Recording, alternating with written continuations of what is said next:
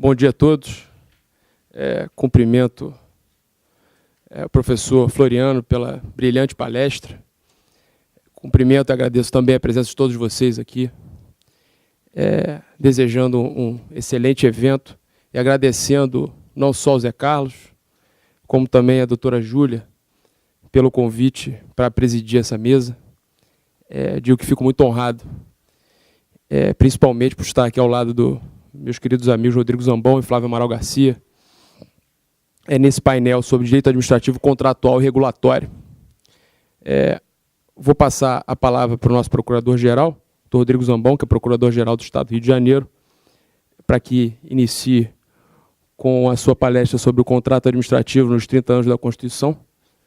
Sem mais delongas, passo a palavra a ele para que dê início à sua exposição. Obrigado novamente a todos vocês. Bom, não preciso fazer mais apresentações, mas eu só queria agradecer o convite do Conselho do IDAERJ, a primeira vez que eu falo no Congresso do IDAERJ, e poder coadjuvar aqui meu querido amigo e referência Flávio Amaral Garcia, é uma grande alegria. E eu prometo que eu vou respeitar o tempo, vou falar bem rápido, até para vocês aproveitarem mais o Flávio. Bom, contrato administrativo nos 30 anos da Constituição. Quem me conhece sabe que eu sempre tento empurrar esse tema. Eu lembro que numa disciplina de Direitos Fundamentais do mestrado da UERJ, eu falei sobre contratos administrativos e o professor Daniel Sarmento não ficou muito feliz. Mas eu procurei dividir aqui a minha conversa, a minha fala, em 3 partes. Em primeiro lugar, uma análise meramente positiva, descritiva da Constituição, no sentido de analisar o que a Constituição fala, trata do contrato administrativo. Na segunda parte, uma análise também essencialmente descritiva do plano infraconstitucional. E a terceira parte, alguma apresentação de um cenário que me parece desejável, não só no que diz respeito à disciplina contratual da administração pública, mas também no que diz respeito à interpretação dessa disciplina contratual da administração pública. Eu não vou falar grandes novidades, na verdade são algumas ideias que eu trabalhei na minha dissertação de mestrado sob orientação da minha querida amiga Patrícia Ferreira Batista, então se eu falar alguma besteira, ela é corresponsável. Como quase tudo nessa vida, a Constituição tratou extensamente da administração pública. E, como não poderia deixar de ser, tem lá dispositivos relacionados ao contrato administrativo. A Constituição, no artigo 22, 27, fixa lá a competência da União para traçar normas gerais em matéria de licitações e contratos. No artigo 37, 21, traz lá a regra ou princípio licitatório, trazendo ali uma obrigatoriedade a priorística de licitação. Nesse dispositivo fala lá de tratamento igualitário aos concorrentes. No que diz respeito ao contrato, fala da exigência de que ele contenha cláusulas que tratem de obrigações de pagamento mantidas as condições efetivas da proposta. Serviços públicos, que o Flávio falará daqui a pouco, artigo 175, também a necessidade de prévia licitação e delegou a legislação infraconstitucional, tratar de política tarifária, direitos dos usuários, serviço adequado, regime das empresas concessionárias e permissionárias, caducidade e prorrogação do contrato. Artigo 173, parágrafo 1º, inciso 3, prevê lá o Estatuto das Estatais, esse dispositivo que, como todos sabem, foi inserido pela Emenda Constitucional 19, mas só foi implementado em 2016 com a edição do Estatuto das Estatais, a Lei 13.303. Nesse plano descritivo, eu gostaria desde já de destacar que não dá para extrair da Constituição o que ela não diz. O texto constitucional em matéria de contratos administrativos, de licitações e contratos, é essencialmente isso. Não há na Constituição um conceito fechado, específico de contrato administrativo. A disciplina constitucional de licitações e contratos é o que ela é. Não há na Constituição nada que diga que o contrato administrativo tem que ser assim ou tem que ser assado. Por quê? Porque o contrato é uma categoria universal. é um revestimento jurídico para operações econômicas. Então, é bom que a Constituição tenha deixado esse espaço. É claro, um espaço que a Constituição deixa para a legislação infraconstitucional e também para a disciplina contratual para modelar essas operações econômicas à luz da realidade de cada contratação. Bom, a Constituição deixa, ou deixou, o Constituinte pretendeu deixar um espaço ali claro para o legislador infraconstitucional. Mas precisamos saber e analisar se esse espaço foi bem preenchido, foi bem concretizado.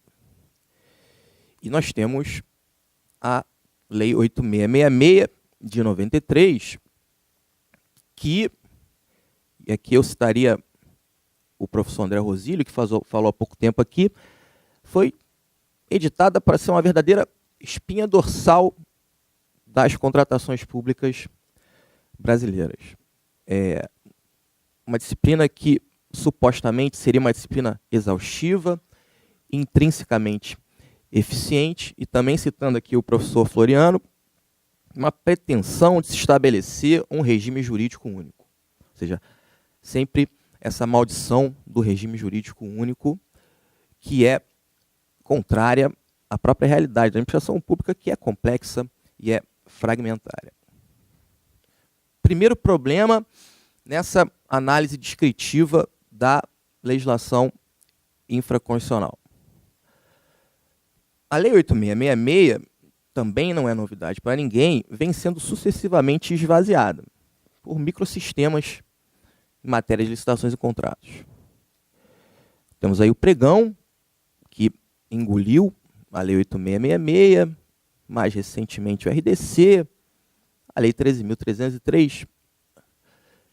Qual é o problema? Um problema que me parece, de certa forma, claro. A despeito desse esvaziamento no que diz respeito a licitações, a Lei 8666 ainda é considerada um parâmetro para a interpretação do regime contratual. Ainda no que diz respeito a esses diplomas legislativos ou que gravitam a Lei 8666. Eu cito aqui o RDC. O RDC avança em matéria de licitações, mas em matéria de contratos, na minha visão, avança nada. Por quê? Porque boa parte da disciplina contratual do RDC, por expressa determinação do legislador, segue lá o maldito do regime jurídico único da Lei 8666. Regime esse que tem lá cláusulas necessárias num extenso rol no artigo 55 e tem lá o artigo 58 das cláusulas orbitantes, que, segundo a visão tradicional, são intrínsecas a todo e qualquer contrato administrativo. Seriam elas que, ao fim e ao cabo, definiriam uma natureza especial do contrato administrativo, entendimento com o qual eu não concordo. E mais, além dessa utilização da Lei 8666 como referência, os intérpretes da lei incorporam um conceito rígido de contrato administrativo, com base na Lei 8666. E aqui, citando o professor Fernando Dias de Menezes de Almeida, ele fala numa rigidez em dois sentidos. Uma rigidez impositiva para a administração pública, no sentido de que a ela restaria muito pouca margem de adaptabilidade a cada caso concreto, como se aquele contrato administrativo fechado do regime jurídico único pudesse ser reproduzido a toda e qualquer operação econômica. E uma outra espécie de rigidez, uma rigidez que dá relevância a mecanismos unilaterais de decisão da administração pública em detrimento da consensualidade. Como se esses mecanismos unilaterais fossem da essência de todo e qualquer contrato administrativo. Eu não vou entrar nesse tema, mas A legislação setorial de serviços públicos, e aqui eu citaria a Lei 8987, a Lei 11.079, são diplomas legislativos mais enxutos. Ou seja, em tese, seriam diplomas legislativos que permitiriam uma maior adaptabilidade do contrato a cada realidade. O problema é a interpretação que se dá, em muitos casos, desses diplomas legislativos. Há uma tendência dos órgãos de controle de interpretá-los com a lente da Lei 8666, do maldito, do regime jurídico único. Isso é altamente problemático e não é desejável na minha visão. A Lei 13.303, e aqui terminando essa fase positiva, descritiva, ela avança, né? Ela deixa claro que o contrato estatal é regido pelas normas de direito privado, por suas cláusulas, mas ainda assim tem ali um quê de maximalismo, na medida em que fixa cláusulas necessárias, prevê lá disciplina de prorrogação e se aproxima da lógica do regime geral em muitos aspectos. Agora, é inegável que a Lei 13.303, na minha visão, pelo menos, avançou na disciplina contratual. O que me parece ser, nessa última parte da minha fala, um cenário desejável nesse tema. Bom, em primeiro lugar, partir da premissa de que a teoria tradicional do direito administrativo, em matéria de contratos, não é compatível com a realidade. Ela não passa ao teste de realidade. E a complexidade da realidade, a complexidade do exercício, envolve o exercício da função administrativa. Ou seja, nós temos uma realidade inteiramente diversa daquela em que se modelou a teoria tradicional do direito do contrato administrativo.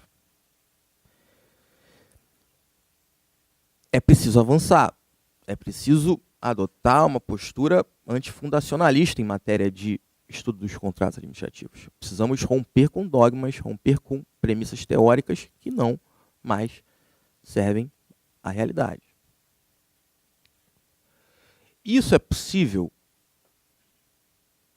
e aí, voltando à Constituição, para fazer jus ao tema de 30 anos da Constituição. Isso é possível. Por que isso é possível?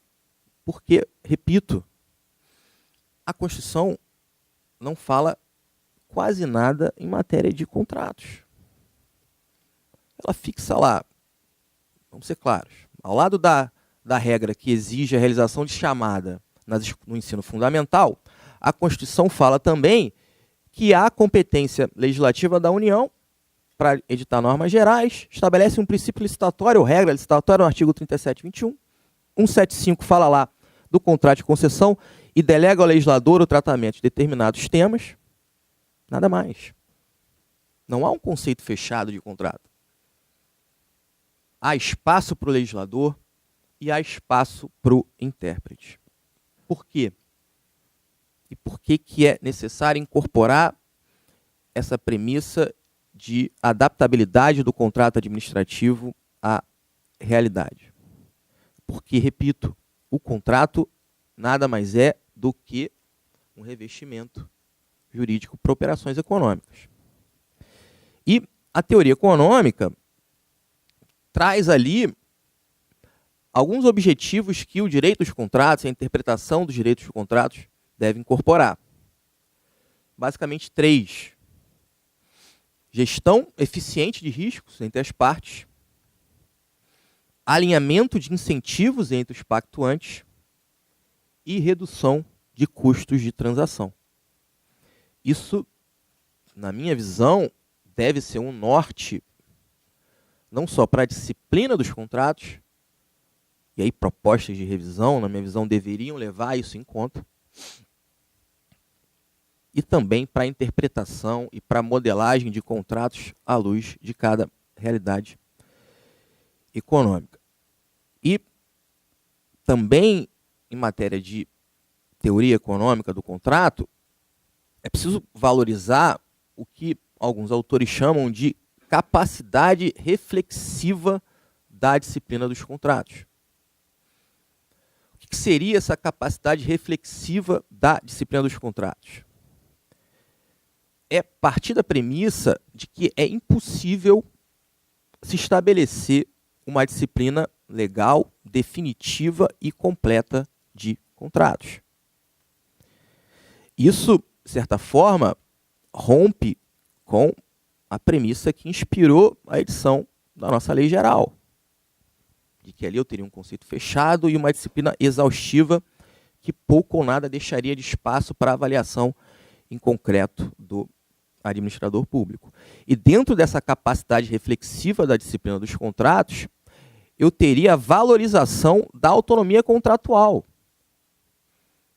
dessa capacidade regulatória do contrato de estabelecer a forma mais eficiente de trocas entre os agentes econômicos. Essa ideia de capacidade reflexiva valoriza, portanto, a possibilidade de adaptabilidade do contrato a cada situação concreta.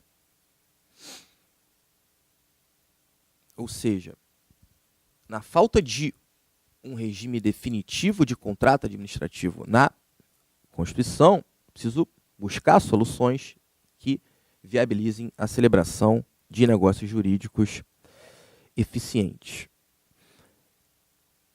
Eu cito aqui como exemplo o equilíbrio econômico-financeiro.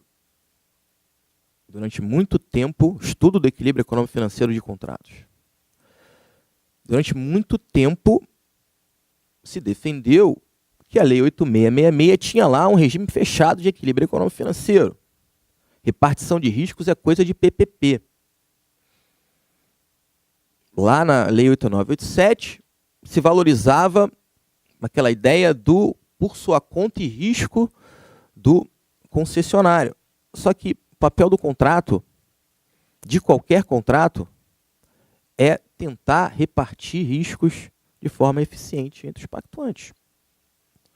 Se eu parto da premissa de que há uma repartição fechada e definitiva de riscos no plano legislativo, a consequência disso é de que eu vou celebrar contratações ineficientes.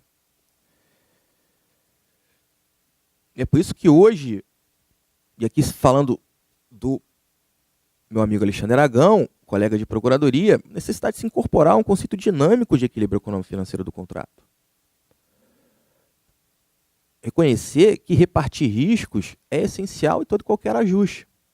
De que não há, a Constituição, é muito comum se extrair da expressão mantidas as condições efetivas da proposta, uma tutela constitucional do equilíbrio econômico-financeiro. Até acho que dá para defender isso. Mas a Constituição só diz isso. Mantidas as condições efetivas da proposta.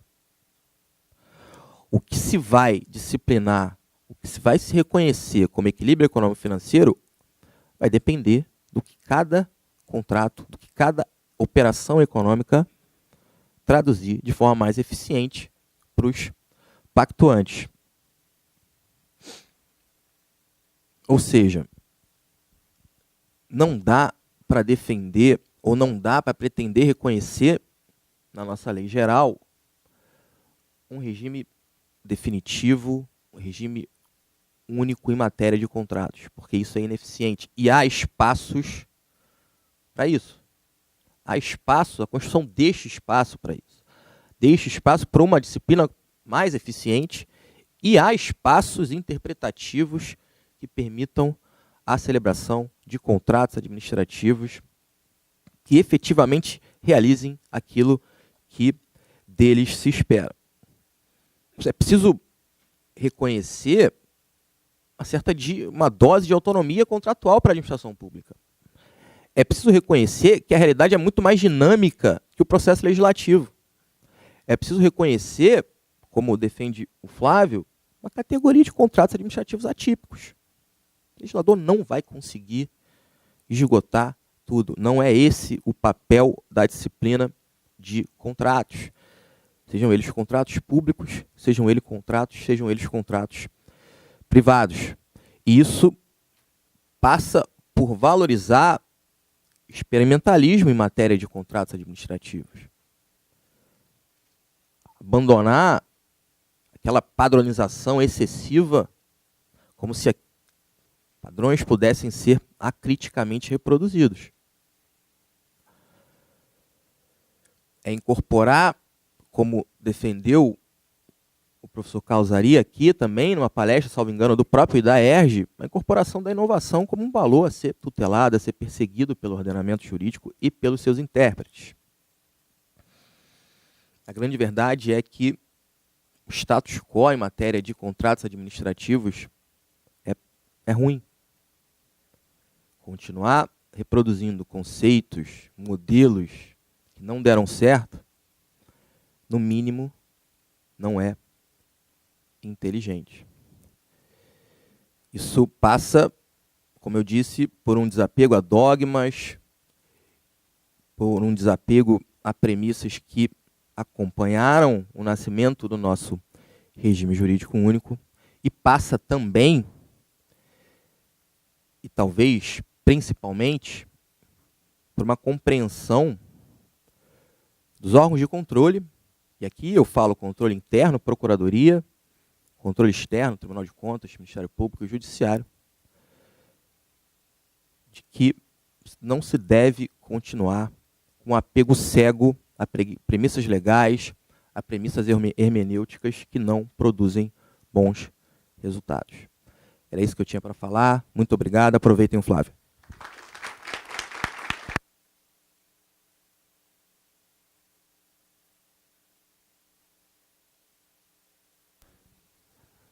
Parabéns, Procurador-Geral, pela brilhante palestra.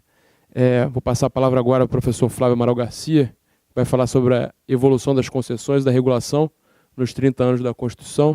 O professor Flávio é procurador do Estado do Rio de Janeiro, doutorando em Direito Público pela Universidade de Coimbra, professor de Direito Administrativo da pós-graduação da FGV, sócio do escritório Juruena e Associados Advogados.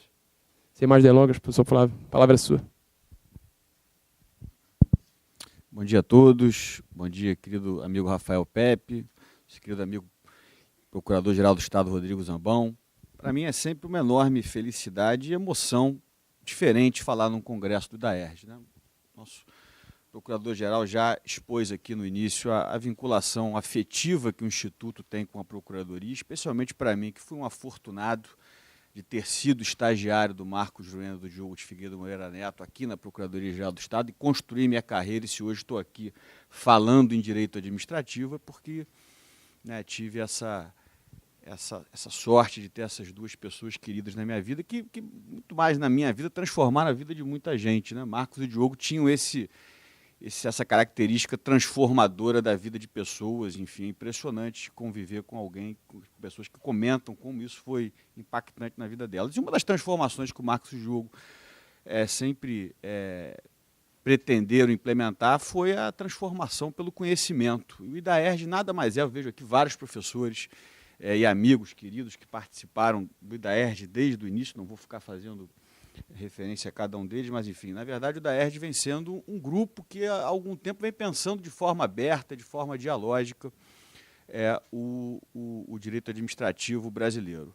E aí, assim, nesse período, esse ato aí do passamento do Marcos, a gente ficou, né, um pouco perdidos, enfim, tentando encontrar um novo rumo, até que nosso querido amigo Zambão, na verdade, esse mérito é dele. A ideia de incorporar o IDAERJ na Procuradoria-Geral do Estado foi uma ideia dele. Ele, naquela conversa, muito modestamente aqui, ele está dizendo que não sabe como isso aconteceu, mas foi uma proposta dele, como administrativista, como ex-aluno do Marcos e do Diogo, enfim, pela gratidão que eu acho que ele partilha, como eu, como vários colegas, em relação ao que o Marcos e o Diogo fizeram, propôs isso, e a gente dialogou muito preocupado que isso não virasse um instituto da Procuradoria. Óbvio que é um instituto da Procuradoria, mas tem que estar aberto. A gente discutia lá no cafezinho com a Vanice essa importância de que o IDAERJ não se transforme numa forma de pensamento autocentrada, vinculada apenas à Procuradoria-Geral do Estado, porque não era esse o objetivo do Marcos e do Diogo. De modo que ele é aberto e muito importante, eu sempre gosto de registrar, ele é formador de novas pessoas. O DAERJ não é lugar só de professores que já estão consolidados, é um lugar de abertura para novas pessoas, residentes, estagiários, de estudo do fenômeno do direito administrativo. Tem muita coisa bacana para a gente fazer. Então, agradecer ao Rodrigo Zambão, porque não fosse ele, essa iniciativa, a gente não estaria aqui, e duplamente, a iniciativa também do prédio, também ser Diogo de Figueiredo Moreira Neto. Também tenho que agradecer a um grupo de pessoas que implementaram isso aí junto com a gente. Vasconcelos, que vem sendo, na verdade, o nosso maestro em todos os sentidos. Eu sempre faço questão de registrar isso. O IDAERJ, durante muito tempo, se concentrou nesse evento, nesse congresso, isso graças ao Vasconcelos, ele que tem todo o trabalho de montar, enfim, a gente sabe que isso não é simples. Então, é o nosso maestro aqui, tem um agradecimento especial. E um agradecimento especial ao Felipe Derbe e ao Fernando Barbalho, que se agregaram, eles sempre participaram do IDAERJ, mas aqui internamente, junto comigo, com o Zambão e com o Vasconcelos, deram força para que a gente pudesse caminhar e ter hoje essa dupla realização, que é o IDAERJ sendo oficializado e o lançamento do tratado do professor Diogo de Figueiredo Moreira Neto, que eu convido a todos às 17h30, vai ser o lançamento. Muito rapidamente, para já entrar no tema da minha exposição, o Diogo tinha 2 grandes sonhos, e eu participei disso muito próximo no final da vida dele. Era a formação do IDAERJ, oficialização do IDAERJ e o tratado. O tratado de direito administrativo, na percepção do professor Diogo de Figueiredo Moreira Neto, você não poderia conceber um tratado num volume só. Ele esquematizou um tratado com 16 volumes. E o que ele pretendeu foi escrever o primeiro tratado, o primeiro volume. E, na verdade, é uma obra-prima, porque o Diogo ali, ele conversa com antropologia, com filosofia, com sociologia, com história do direito. É realmente brilhante.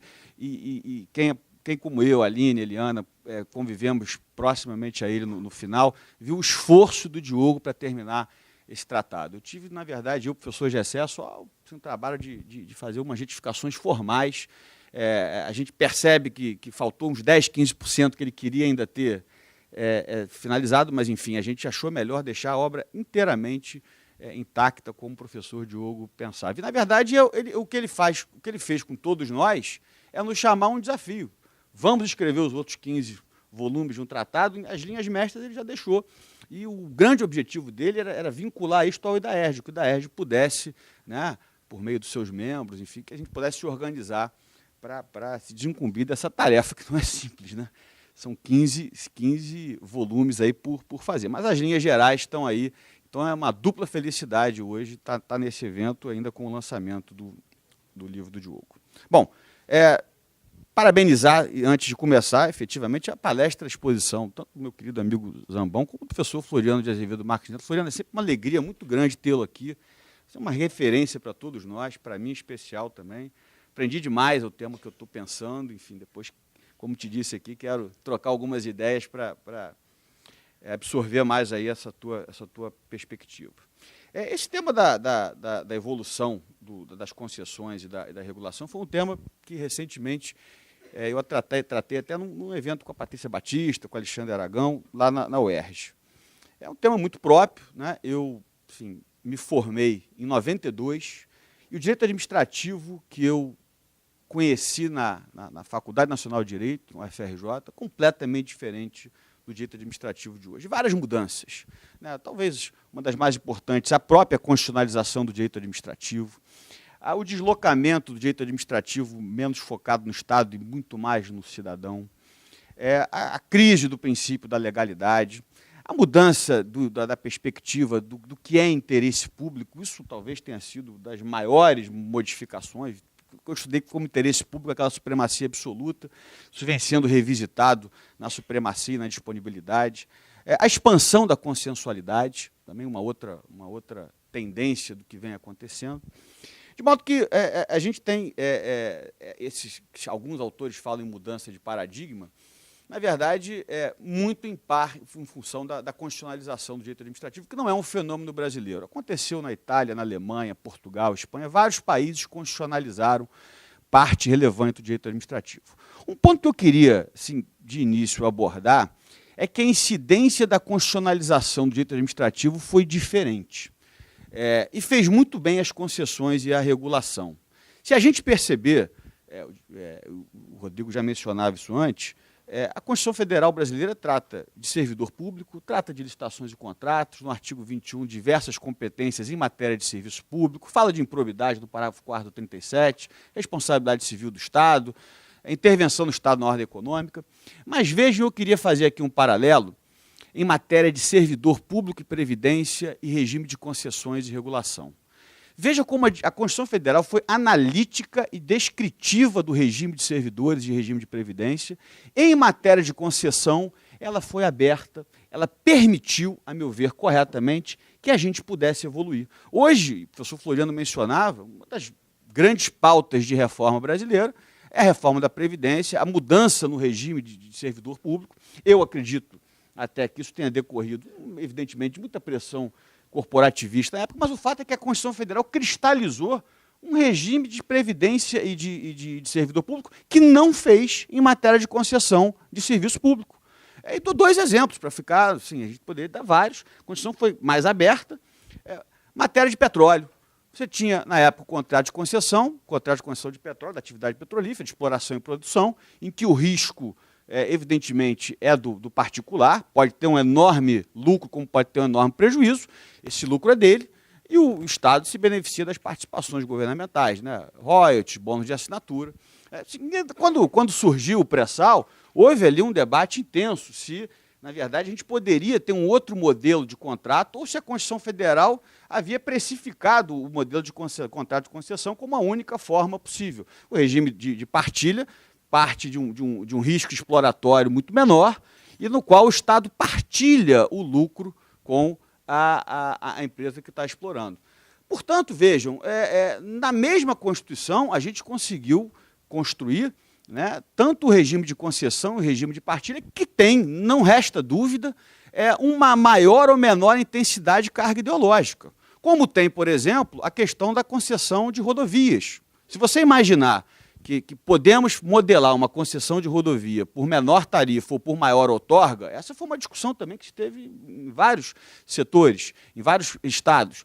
Assim, no primeiro momento, a época do governo Fernando Henrique, se fazia maior outorga, ou seja, o próprio Estado definia o valor da tarifa e ganhava a licitação que oferecesse a maior outorga. Houve uma mudança de governo, enfim, legitimamente se postulou uma mudança de modelagem dessas licitações, se passou a ter a menor tarifa como principal critério. Vejam, se a Constituição Federal ou se a própria lei tivesse precificado esse modelo, a gente não teria possibilidade de avançar como avançou em concessão e regulação e como não avançamos em matéria de previdência e de servidor, porque houve uma cristalização excessiva. E mais do que isso, a própria lei de concessões, o professor Floriano usa uma expressão que me agrada muito, fala que nós temos hoje no contrato de concessão uma margem de normatividade contratual enorme, que o nosso querido Zambão já havia mencionado antes, ou seja, nem a lei, e aí também acho que a gente andou bem, precificou, cristalizou modelagens. Existe um espaço de conformação política, que, evidentemente, quando eu falo política, vejam isso com muito cuidado. Não é que o gestor possa sair criando modelagens que não param em pé. Mas é evidente que você vai poder ter ali um grau, né, de percepção de como aquela modelagem vai ser maior do que se você tivesse cristalizado. Então, eu queria só destacar isso. A constitucionalização do direito administrativo não é uniforme. Ela variou de acordo com os temas.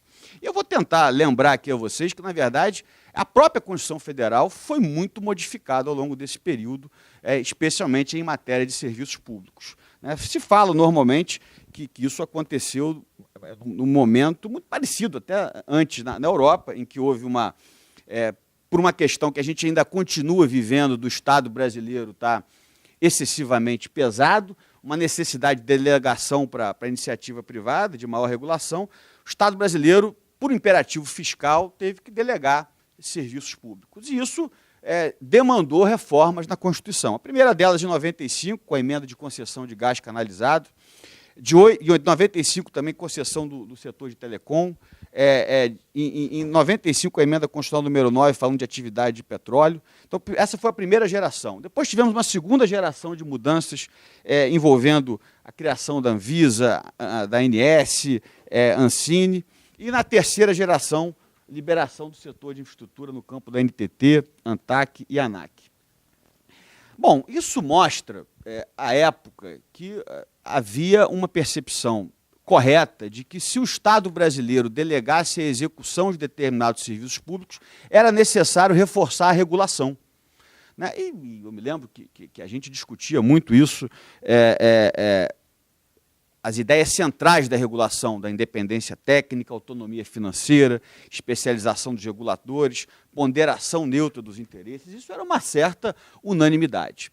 Eu aqui já adianto uma das minhas conclusões, eu acho que a gente avançou mais em concessão do que em regulação. Não são temas estanques, são temas que se colocam de uma forma conectada, mas a impressão que eu tenho é que em matéria de concessão, na conformação do contrato, houve um avanço maior. Eu me lembro que recentemente eu estive numa audiência no Congresso Nacional para tratar da medida provisória que instituía a relicitação, e lá, naquela determinada audiência, se discutia a questão dos aeroportos. Tinha lá a mesa composta pelos parlamentares que estavam relatando, e a certa altura alguém perguntou, mas cadê a ANAC? Nós estamos falando de reforma, de concessão de aeroportos, de relicitação de aeroportos. Cadê a ANAC? Aí, 5 minutos depois, aparece um outro parlamentar dizendo, olha, a ANAC mandou aqui uma correspondência dizendo que não pôde vir, porque está com problemas, enfim, nos aeroportos, enfim, não teve como mandar um representante, mas que se sente representada pelo Ministério dos Transportes. Eu falei, bom, olha, se a essa altura do campeonato a ANAC se sente representada pelo Ministério do Transporte, e isso é dito de uma maneira muito absurda, muito clara numa audiência pública, é porque a gente não entendeu nada. É mais ou menos a mesma coisa que o Floriano falou em termos de segurança jurídica. A gente tem um plano teórico, conceitual, abstrato, muito bem definido, marcos legais, muito bem, mas na hora da prática o sujeito ainda diz que a ANAC se sente representada pelo Ministério dos Transportes.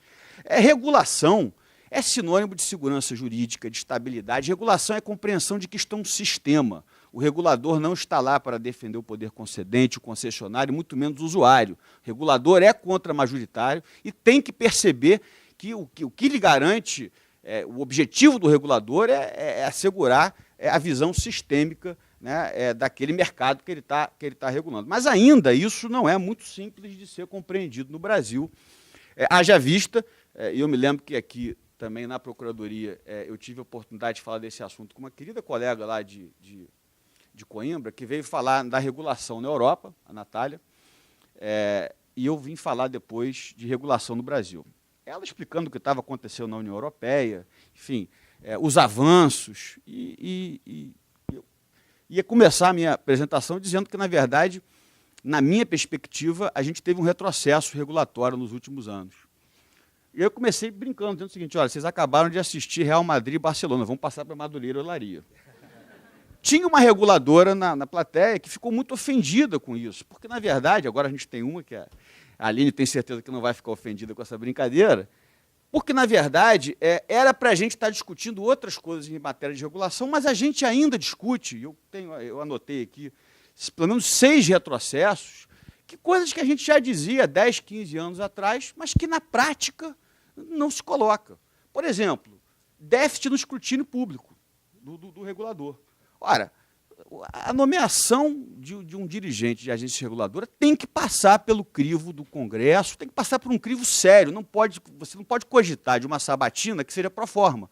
E no Brasil, infelizmente, e na época isso não era nenhuma, eu nem sabia que tinha alguém na plateia que era regulador, eu falo isso com toda tranquilidade, estou falando em tese, na teoria. Ou seja, não é possível que a gente tenha um escrutínio, uma sabatina meramente formal. Sabatina é para investigar os requisitos do notório saber, reputação ilibada, saber quais foram as vinculações da pessoa com o setor, o que produziu. Enfim, isso no Brasil é o cerne da regulação. Se você começa a errar aí, não há chance da regulação dar certa. E a gente criou uma captura, infelizmente, a captura política, né? a captura da regulação pelo legislador, que acontece aí Brasil afora. Então, essa foi um retrocesso. Um retrocesso não, a gente não conseguiu avançar nesse ponto. Outro ponto que a gente também não conseguiu avançar, que é determinante para a estruturação de uma regulação adequada, é a autonomia financeira das agências. Regras que evitem contingenciamento orçamentário, que possam diferenciar a agência reguladora de outras unidades orçamentárias, que não dependam, por exemplo, da autorização do governador, do presidente, para você conseguir uma viagem, para você fazer um curso. E hoje as agências reguladoras estão limitadas por essas questões orçamentárias. É muito simples você conformar a atuação e suprimir aquela independência técnica, que é um dos pilares da agência reguladora, contingenciando orçamentos, como isso vem acontecendo no Brasil. Outro problema, que decorre um pouco da questão multidisciplinar das agências, é que o dia a dia da agência, eu tenho visto isso muito conversando com a Aline, que está agora ocupando o cargo de reguladora na Getransp, é a falta de processualização.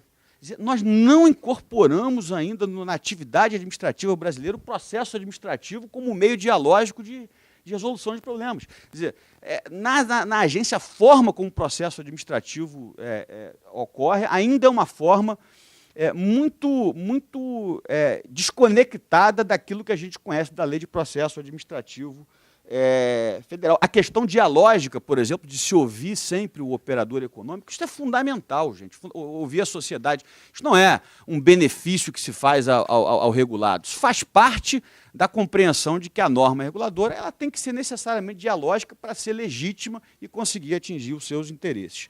Outro problema que a gente tem, que naquela altura não se tinha, é que nós hoje temos um controle em segundo grau do TCU, principalmente no plano federal. Hoje você tem um meta-regulador, um supra-regulador, em que a agência reguladora dá uma decisão, mas, em última análise, quem vai definir mesmo a matéria é o Tribunal de Contas da União, o que também você vai perguntar para qualquer investidor lá fora, como é que funciona a regulação no Brasil? Você não vai entender, né, que você tem uma agência reguladora, mas o que ela fala não pode ser mantido, porque ainda tem o TCU, que é esse que vai dar a palavra final.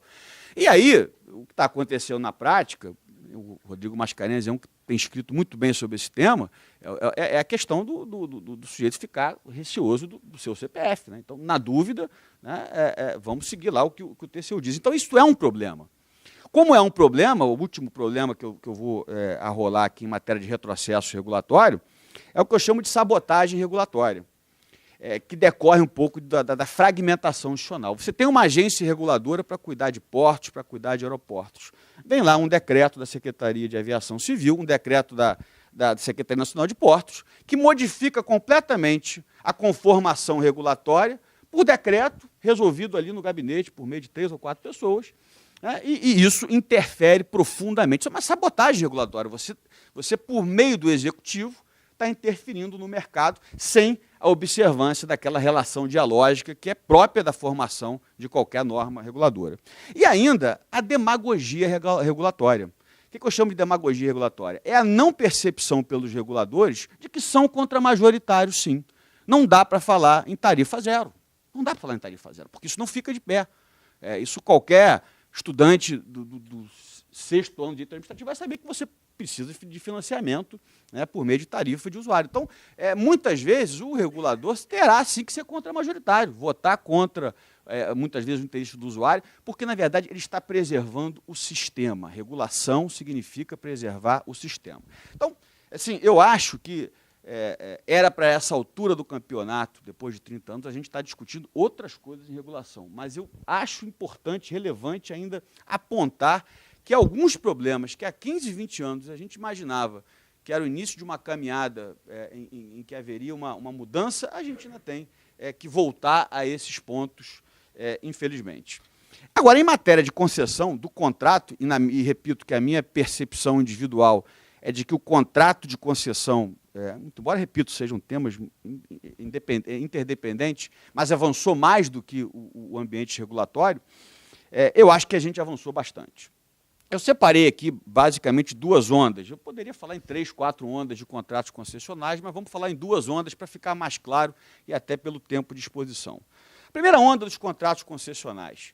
Eles surgem fundamentalmente no contexto de desestatização do Estado e para reduzir dívida pública. Isso é bem importante, e o professor Floriano mencionava essa questão de olhar o passado. Na época em que foram feitos os primeiros contratos de concessão, havia ali um objetivo claro na lei de desestatização, que era que o Estado pudesse arrecadar para reduzir dívida pública. Então, esse é um ponto que é necessário contextualizar com o momento em que isso aconteceu. Os contratos eram menos sofisticados.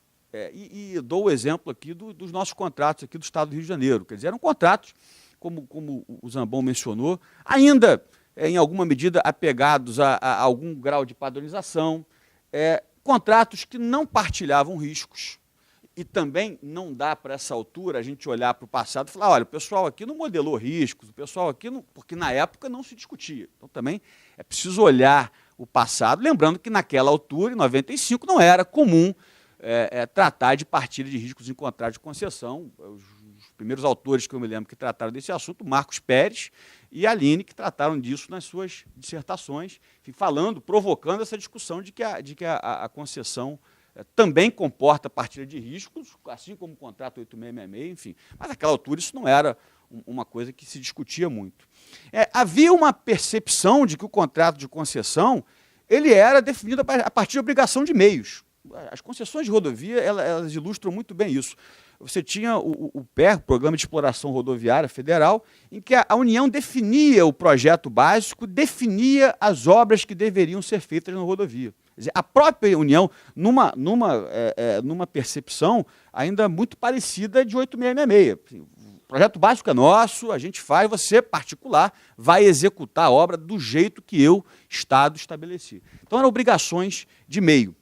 A definição da modelagem da concessão era unilateral do poder concedente, não havia abertura dialógica para você ouvir o mercado antes de fazer a licitação. Se isso acontecesse, era imoralidade, enfim, a gente estaria tendo um problema muito maior. Regulação, muitas vezes, por entes do próprio executivo. Aqui no Rio a gente tem 2 agências, mas eu lembro a vocês que no município do Rio, por exemplo, você tem a concessão da linha amarela, que é regulada pelo executivo. Então, nem todos entes públicos têm um ente regulador que possa ter essas características da independência, da neutralidade. Bom, essa foi a primeira onda dos contratos de concessão, e os contratos de concessão do Estado do Rio de Janeiro refletem, em alguma medida, essas decisões, essas opções. Repito, e aí é preciso olhar, porque na época quem fez isso, né, fez isso de acordo com o que se tinha de instrumental do direito. E o que evoluiu para essa segunda onda? Repito, teria aí mais umas 2 ou 3 intermediárias, eu estou partindo diretamente para o momento atual. Os contratos de concessão hoje são muito mais complexos, sofisticados e não padronizados, porque efetivamente se compreendeu, e esse foi um avanço, que cada setor comporta uma racionalidade econômica diferente. É absolutamente impossível você querer fazer o mesmo contrato de concessão em saneamento, em gás, enfim, porque cada setor tem a sua própria racionalidade. E muitas vezes, dentro do próprio setor, você poderá ter mais de um contrato com opções e com modelagens diferentes. Então, a gente vem percebendo, isso já vem se consolidando, que há um espaço de conformação contratual, porque assim como a Constituição não precificou opções, a nossa Lei 8987 também caminhou nesse sentido. Há hoje em dia uma percepção também correta de que esses contratos regulam. Evidente, isso chega a ser uma obviedade. Todo contrato, em alguma medida, regula direitos e obrigações.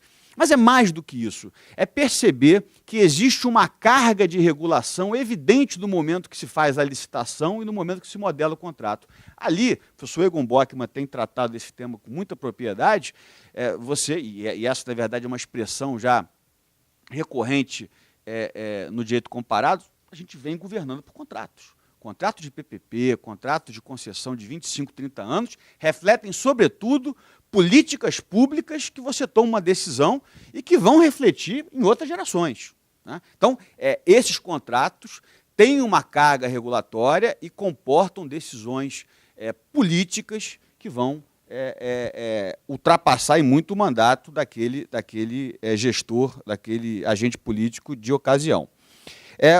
A estruturação das obrigações nas concessões mudaram significativamente da primeira onda para essa.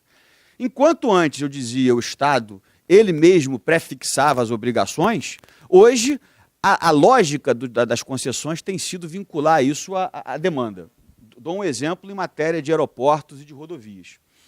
Ao invés do Estado definir que a rodovia vai ter que ser duplicada ou que vai ter que ser construído um outro terminal, a priori, ex ante, o que se faz? E me parece uma ótima ideia. Olha, se a demanda do aeroporto alcançar tantos mil usuários, a partir da demanda, o concessionário ele vai construir o outro terminal ou vai duplicar a rodovia a partir da demanda e, mais do que isso, conferindo autonomia de meios, porque não cabe ao Estado definir como é que ele vai fazer isso. O que a gente controla, e aí isso está muito vinculado à ideia de administração pública de resultados, é a percepção de que isso é um contrato de performance. O que se quer efetivamente é agregar a eficiência do particular nesse negócio. Então, isso mudou completamente. A lógica econômica por trás disso é incluir a eficiência alocativa aí do particular. O objeto da licitação deixa de ser definido de uma maneira unilateral pelo Estado. A gente tem a PMI, o procedimento de manifestação de interesse, em que o particular pode oferecer modelagens, estudos, subsídios para definir o objeto da licitação. É um caso muito particular, assim, porque em alguns países mais desenvolvidos você não tem a figura da PMI.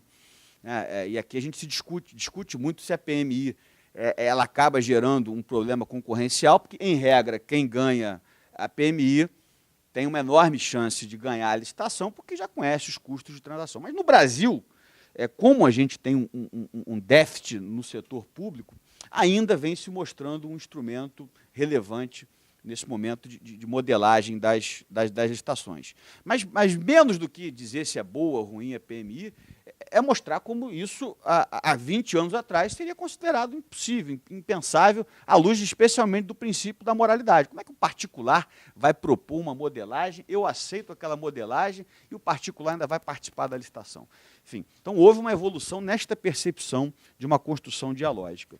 Os riscos, né, que o Zambão mencionou, a questão dos riscos passa a ser um elemento, um eixo central de qualquer contrato. Isso acho que foi um mérito da lei de PPP, que inseriu essa diretriz econômica, e eu concordo plenamente quando você diz que partilha de riscos não é uma questão exclusiva de PPP ou de concessão. O contrato administrativo 8666 tem que partilhar riscos, porque a lei não poderia precificar isso de uma forma absoluta. E a percepção da incompletude do contrato. E a análise econômica do direito vem dando diversas contribuições na perspectiva de que, por melhor que seja a modelagem, por melhor que você tenha na administração pública quadros que possam desenhar um contrato de concessão, ele sempre será incompleto. Porque é um contrato de longa duração, de 25, 30 anos, 35 anos, e seria rigorosamente impossível, pela racionalidade limitada do ser humano, de imaginar que a gente tem a capacidade de prever o que vai acontecer daqui a 15, 20 anos. Então, um contrato, o professor Egon Bockmann utiliza uma expressão que eu gosto muito, fala em capacidade de aprendizagem, quer dizer, é um contrato evolutivo, ele vai tendo que ser remodelado na medida das mudanças, das circunstâncias que vão acontecendo. Mas vai tendo que ser modelado, e esse é o grande desafio, dentro de parâmetros jurídicos, que conformem, que não permitam que a gente tenha uma violação da pacta sunt servanda. Não é isso que se diz, não é o fato do contrato ser incompleto que você vai imaginar que aquelas decisões que compõem a base objetiva do negócio possam ser alteradas ou unilateralmente pelo Estado ou a partir de pleitos do particular. Então, me parece que, no plano geral, as concessões, na sua modelagem, avançaram bastante, e o grande risco que a gente ainda sofre é o risco político. O risco político ainda é, a meu ver, o risco que mais coloca em xeque esses contratos de longa duração, e eu sempre me lembro do exemplo lá do Paraná, das concessões de rodovia do Paraná, que até hoje a gente tem o conhecido efeito Requião, Roberto Requião. À época, o ex-governador simplesmente achou por bem desapropriar o controle acionário de algumas concessionárias, porque discordava, se elegeu com base na pauta contra pedágio, enfim, ok. O professor Floriano mencionou, dali para frente, não faça concessões, mas respeite as opções políticas que foram tomadas anteriormente. Então, esse tipo de postura de anular, de discordar, isso realmente faz um mal tremendo no momento em que o Brasil precisa alavancar infraestrutura. Eu acho que isso uma certa unanimidade, que nós só vamos crescer, o desenvolvimento econômico e social está vinculado a conseguir reconstruir a nossa base de infraestrutura. O Estado brasileiro tem um problema fiscal hoje enorme. É impossível imaginar que vai sobrar recurso do orçamento para a gente investir em portos, em gás, em saneamento, em ferrovias. Portanto, os investimentos serão privados. Investimento privado só vem com segurança jurídica. Não há outra possibilidade. E muito parece que a gente pode viver um momento novo no Brasil, porque normalmente no Brasil se privatizou, se fez concessões por conta de imperativo fiscal. Agora parece que está se discutindo um modelo um pouco mais liberal, em que se há uma perspectiva de que isso vai ser feito com uma... Vamos ver, vamos aguardar, né? Se isso vai ser feito a partir de bases mais... menos dependentes da questão fiscal. Então, acho que vivemos um novo momento, um tempo importante de assegurar todas essas conquistas que a gente já avançou em matéria de concessão, e acho que vamos avançar mais, mas em matéria de regulação, eu acho que é preciso reconstruir. A gente tem um PLS 52 importantíssimo, que discute uma lei quadro de agências reguladoras, que também seria fundamental entrar aí na pauta do próximo governo, porque sem uma regulação de boa qualidade, você não confere estabilidade para atrair investimentos privados. E no Brasil, no momento atual, o que a gente mais precisa é de investimentos privados para alavancar a infraestrutura. Agradeço mais uma vez aí a honra de ter participado aqui de uma mesa com dois queridos amigos, tanto o Pepe quanto o Zambão, e feliz com o nosso congresso, 11ª edição, né, Zé, do nosso congresso da ERJ. É sempre uma felicidade muito grande. Obrigado a todos.